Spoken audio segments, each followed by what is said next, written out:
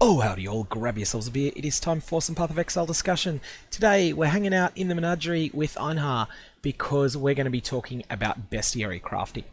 What it can do for you, how you do it, and how you source beasts, and how you can make a bit of a profit in a trade league from interacting with the bestiary mechanics. There's two main ways that you can interact with the bestiary mechanics. One of them is by running Einhar missions both during the leveling content and also in maps, with a goal to collecting beasts. The second one is through using beasts. So I'm going to talk about using beasts first because it gives some of the motivation for how you can make as to why you might want to engage with this system.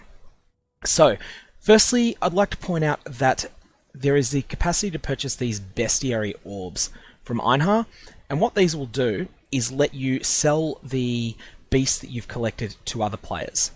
So if I bring up my bestiary here, and you can also access this by pressing H, I happen to know that I have a Krykic chimeral, which is a valuable beast. I could stick that into the bestiary orb that I purchased from Einhar before. In fact, I'll go ahead and I'll do that. So, Krykic chimeral, I will then basically put it into this little poke desk, and now I have an item. This here is a Krykic chimeral. At the current time that I'm recording this video, they'd go for a little bit less than an Exalt, and I'll talk about why in a sec. Now, I could use that. I could then add it back into my bestiary, in which case I could craft with it, or I could sell it to another player as this portable item. And the cost for those bestiary orbs is only 1 Chaos Orb.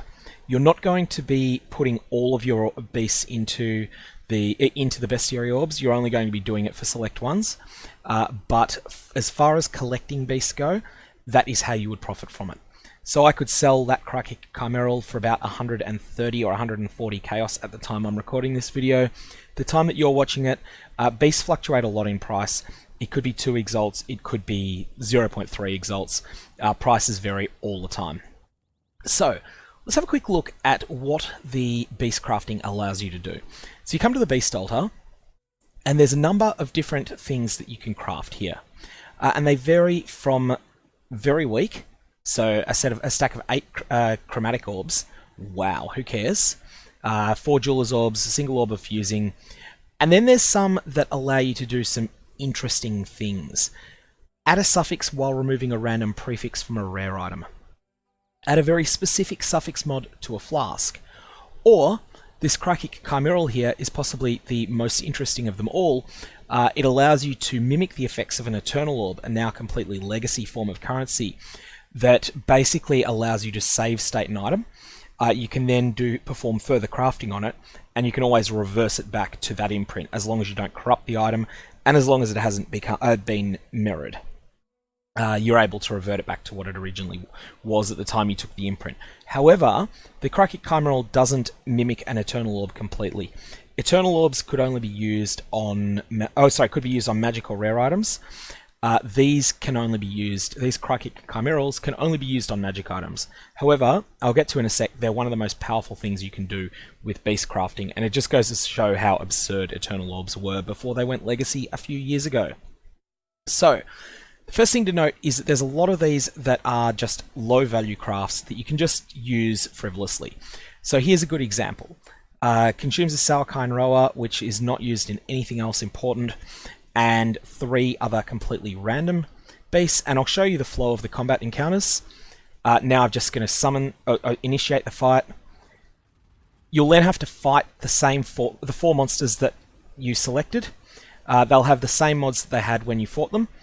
And very importantly, and potentially very dangerously, they will remember the map mods that they were found with, and this includes Reflect, last I know. I'm not confident that's still the case, I just knew that I hadn't done any Monster Level 81 zones that had Elemental Reflect, so I was okay. And gee, those beasts can be tanky sometimes, especially on a build like this.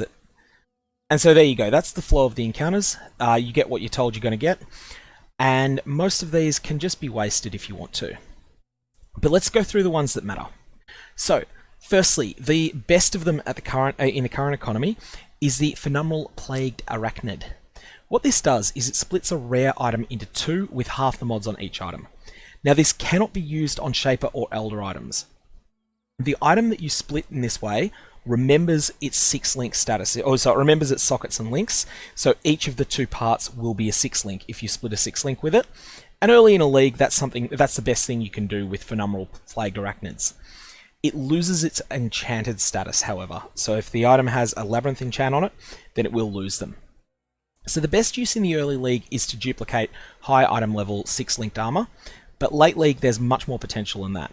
This can be used via a convoluted method in conjunction with the imprinting a magic item option. If you have a very powerful, very special 2-mod magic item, and a good example of this would be if you have a bloodstained fossil exclusive mod on a dagger or a staff or some other two-handed weapon, maybe a bow, and it has a single amazing prefix on it, then you can use this in conjunction with the Krakic Chimeral to make some absolutely ridiculous items. You can basically duplicate the base as many times as you can afford to buy penumbral plagued arachnids and Krakic Chimerals, and you can then basically just perform a convoluted series of crafts where you imprint your 2-mod magic item. You then regal it so that it becomes a 3-mod one. You then split it, and you hope that both of the mods go onto the same copy out of when you split the item, and then you use the imprint to restore one of them to its original state. By doing this carefully, take it from me, you can actually duplicate items with it, and it feels really broken. The next one is the Krakic Chimeral, which imprints a magic item. That's the second really special one. Again, this is used if you have been able to craft a magic item, usually with 2 mods, but sometimes 1-mod items can be worth doing this too as well. And the item's mods are so rare that it costs more to roll them again than it costs to purchase a Krakic Chimeral. A good example of this would be if you had a dexterity stacking bow, a thicket bow, shape a thicket bow that has the mod attacks with this weapon add 3 to 5 cold damage per 10 dexterity as a single prefix, and as a single suffix has an extremely desirable suffix like socketed skills chain one more time, or 20% chance for attacks with this weapon to deal 20% to deal double damage. Sorry. If you have 2 of these mods at once, then before you use a Regal Orb on the item, you'll want to imprint it. The next ones that I want to mention are the 4 bestiary bosses, and these are ones that even if you're not really engaging in bestiary crafting, you can run these yourself. Ferric Tiger Alpha is the most expensive of them, and it opens a boss to the top portal. Sorry, a map basically, but the map will actually be made as though this Blood Altar was a map device. So it will then create 6 portals, so 1 map, to the bestiary boss Farrell. It's valuable because it has a slim chance of dropping Farrell's Fur, which is a super powerful chess piece. There is also the other boss ones are Phenomenal Hybrid Arachnid, which opens a portal to Venomous, the second boss of Bestiary. There is a Sauerkine Rex, which opens a portal to the number 3 boss, Sakawel. And there is the Krakic Spider Crab, which is the least valuable of them, opens a portal to the forgotten little stepchild, the crab, Kracian, I think his name is. No one really cares about him because his unique items are pretty bad, and his special crafts are not very valuable. When you fight these bosses, they have a chance of dropping unique items, some of which are quite valuable, and they also you will get the boss themselves as a beast that you can then sacrifice on the Blood Altar. What this does is it lets you surgically add a specific mod. So it's like an Exalted Orb, but it adds a specific mod to an item. And what that mod is, grants level 20 aspect of the crab, or aspect of the spider, or aspect of the tiger, aspect of the cat skills. So there are 4 separate skills. These are basically like Herald skills. They're quite unique. And aspect of the crab is not used much. Aspect of the spider is very strong as a skill. And aspect of the cat has its niche use with Farrell's Fur. Farrell's Fur being the armor that drops from Farrell, the top one of the bosses. Aspect of the cat is not that strong on its own, but when used in conjunction with Farrell's Fur, it is incredible. It gives you full power charges and full frenzy charges all of the time with very little investment. Very strong effect. So that's the bosses. Then in terms of other encounters that you'll be able to pick up, there is the Sakowine Vulture, which gives you a random 6-linked rare, and the item level will match that of the beast that you sacrifice, so only the Sakowine Vulture, not the other 3 that you put in there. There is a Pharric Wolf Alpha and Pharric's Link Alpha. Don't worry if you can't remember these names, I certainly can't. What you do in order to assist with remembering them is bring up the relevant website, and this is a list of the beasts on the economic aggregator poe.ninja. So poe.ninja/challenge/beasts. Pick your appropriate league, so Blight League trade enabled, or maybe you're interested in permanent hardcore, in which case just pick that from the drop down menu, and you get a sense as to what they're currently trading for in that trade league. So you'll see that the Krakic Chimeral that I've got in my inventory is 135 Chaos at the moment. These prices can be volatile. You'll see there's been quite a spike on this recently. Someone did a lot of beast crafting on the weekend. Someone pushed the price up to about 155, and then it's fallen back as demand's fallen off over the actual weekend itself. So there's the weekend. There's last week. So it's actually during last week that it went most expensive. And that's a whole lot of information that you can get from poe.ninja there. There'll be something that's quite useful in order to pick the ones that are most important.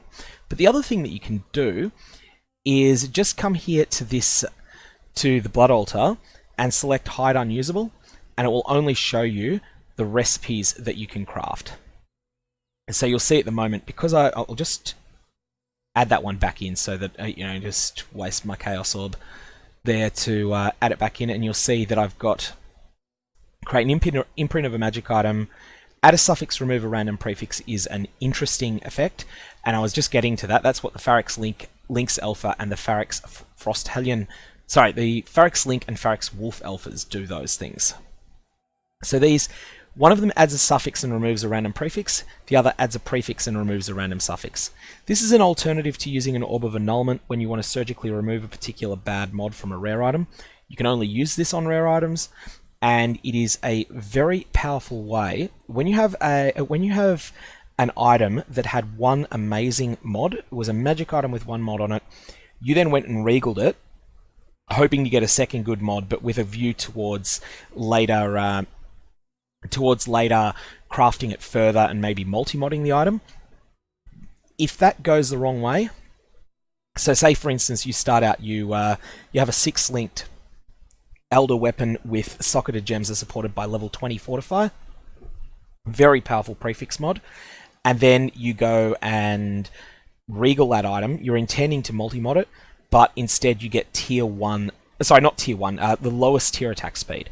So you get plus 8% to attack speed. And that would ruin the item. What you can do is remove a suffix and add a prefix using these mods. That may give you better results than annulling the item would. You'll have to make that decision yourself. It's basically, there's a lot of different ways, a lot of different combinations of how it can go. Prices will affect it. But in general, I would say that is always worth at least considering. The other things that are worth looking at and keeping, so there's the ones that provide interesting crafting options, and then there are the ones that create unique belts. So that's the Pharric Ape. Creates a random unique belt, and people just buy these because they're shooting for the moon, hoping to get a headhunter from them. It's more valuable if the beast is item level 40, 41, 42, or 43, but those will be quite rare. Otherwise, the Pharric Ape is an option that you can use, or you can sell it. It's a lottery ticket. The big prize is a headhunter. You're probably never going to see one that way, but they do exist. They do come out into the economy that way. Likewise, you can convert an item into another random unique item. This is something that gets done a little bit using... Doesn't need to be a belt here. It just needs to be a item level 40, 41, 42, or 43 unique item that you've purchased. Again, I believe that can be converted via this convert into a random unique item, that can be done with a phenomenal scorpion. And that's the only thing you can use phenomenal scorpions for. The last two special crafting mods that you'll need to be aware of, there is one that functions as both a Divine Orb and a Blessed Orb at the same time. That is the Pharaoh Frost Hellion Alpha. And then there is the Crikey Vassal, which corrupts the item, but makes it 30 quality. This has a couple of uses. Firstly, it is just a way, if you're using an item type that gains a lot from extra quality, it is a way of getting more onto it. It's certainly something people do with Starforge occasionally, and certainly won't fault anyone doing that to pump up their Starforge to the most quality that they can get, the most physical DPS they can get from it. Although it does make it harder for you to later recolor the item if you want to do so. In fact, it makes it impossible to recolor it via, well, except using the bench, which is very expensive. The niche use, though, for Crikey Vassals is that there are some uniques that have bonus effects when they're corrupted, especially Synthesis League uniques. They can have that, but also just a couple of other uniques in the game do more if they're corrupted. And so Crikey Vessel can be a safe way to corrupt those items without risking bricking them by using a Val Orb on them. The rest of your beast can be used frivolously under usual economic circumstances, but the meta may change. And importantly, there are these mods that come up here that modify flasks.